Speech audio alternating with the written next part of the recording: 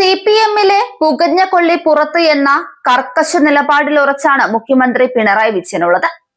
നാളെ ആലപ്പുഴയിൽ വിവിധ പരിപാടികൾക്കായി മുഖ്യമന്ത്രി എത്തുന്നുണ്ടെങ്കിലും പാർട്ടി അംഗത്വം പുതുക്കാതെ വിട്ടുനിൽക്കുന്ന മുൻ മന്ത്രി ജി സുധാകരനെ അദ്ദേഹം നേരിൽ കാണില്ലെന്ന് ഇതോടെ ഉറപ്പായിരിക്കുകയാണ്.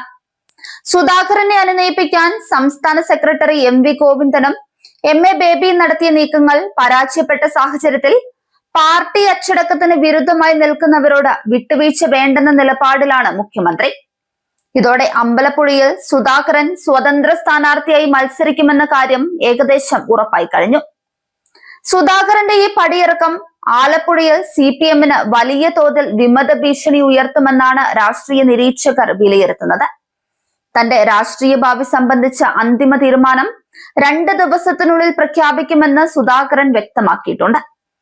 മൗനം ശക്തമാണ് എന്ന് അദ്ദേഹം ആവർത്തിക്കുമ്പോഴും തന്നെ രാഷ്ട്രീയമായി ഒതുക്കാൻ ശ്രമിച്ചവർക്കുള്ള മറുപടി തെരഞ്ഞെടുപ്പ് ഗോതയിൽ തന്നെ നൽകാനാണ് അദ്ദേഹത്തിന്റെ തീരുമാനം. സലാം MLA-യുടെ പരാതിയും 22 കുറ്റാരോപണങ്ങളും ഉന്നയിച്ച് തന്നെ പരസ്യമായി ശാസിച്ചതും പുന്നപ്ര വയലാർ വാർഷികത്തിൽ നിന്ന് ഒഴിവാക്കിയതും ഒന്നും സുധാകരൻ മറന്നിട്ടില്ല.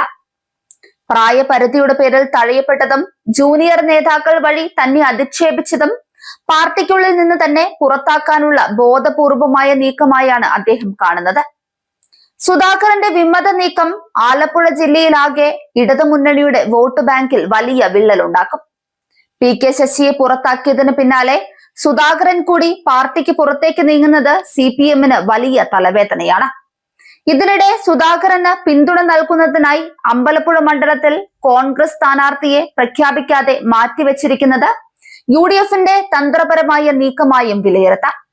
മുഖ്യമന്ത്രിയുടെ സന്ദർശനത്തോടെ അനുനയത്തിന്റെ വാതിലുകൾ പൂർണ്ണമായും അടയുന്നതോടെ അമ്പലപ്പുഴയിൽ ഒരു വൻ രാഷ്ട്രീയ പോരാട്ടത്തിന് കളമൊരുങ്ങുകയാണ്. സുധാകരന്റെ ഈ പടിയിറക്കം ആലപ്പുഴ ജില്ലയിലാകെ CPM-ന് വലിയ തോതിൽ വിമത ഭീഷണി ഉയർത്തുമെന്നാണ് രാഷ്ട്രീയ നിരീക്ഷകർ വിലയിരുത്തുന്നത്. തന്റെ രാഷ്ട്രീയ ഭാവി സംബന്ധിച്ച അന്തിമ തീരുമാനം അടുത്ത 48 മണിക്കൂറിനുള്ളിൽ പ്രഖ്യാപിക്കുമെന്ന് സുധാകരൻ വ്യക്തമാക്കിയിട്ടുണ്ട്. മൗനം ശക്തമാണ് എന്ന് അദ്ദേഹം ആവർത്തിക്കുമ്പോഴും തന്നെ രാഷ്ട്രീയമായി ഒറ്റപ്പെടുത്താൻ ശ്രമിച്ചവർക്കുള്ള മറുപടി തെരഞ്ഞെടുപ്പ് ഗോതയിൽ തന്നെ നൽകാനാണ് അദ്ദേഹത്തിന്റെ നീക്കം.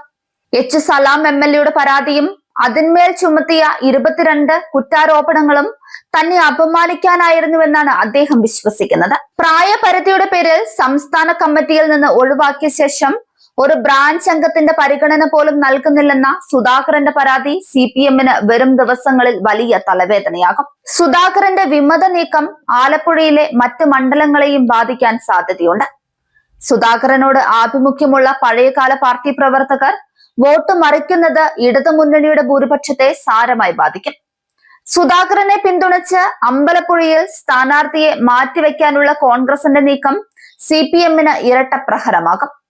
മുഖ്യമന്ത്രിയുടെ സന്ദർശനത്തോടെ അനുനയത്തിന്റെ വാതിലുകൾ പൂർണ്ണമായും അടയുന്നതോടെ അമ്പലപ്പുഴയിൽ ഒരു വൻ രാഷ്ട്രീയ അട്ടിമറിക്കാണോ അതോ ചുവപ്പ് കോട്ടയുടെ തകർച്ചയ്ക്കാണോ വഴിയൊരുങ്ങുന്നതെന്ന് വരും ദിവസങ്ങളിൽ വ്യക്തമാകും. അതേസമയം പെരുമ്പളം പാലം ഉദ്ഘാടന പരിപാടിയിലേക്കുള്ള ക്ഷണവും ജി സുധാകരൻ നിരസിച്ചിരിക്കുകയാണ്. ചികിത്സയിലായതിനാൽ പങ്കെടുക്കാനാകില്ലെന്നാണ് സുധാകരന്റെ വിശദീകരണം. മന്ത്രി PM മുഹമ്മദ് റിയാസ് ക്ഷണിച്ചപ്പോഴാണ് ജി സുധാകരൻ അസൗകര്യം അറിയിച്ചത്.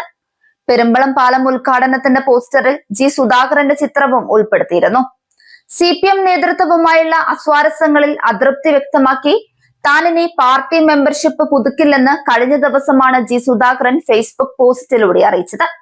തീരുമാനം സ്വമനസാലെയാണെന്നും പ്രവർത്തകരെ ബുദ്ധിമുട്ടിക്കാൻ ഉദ്ദേശമില്ലെന്നും അദ്ദേഹം പറഞ്ഞിരുന്നു.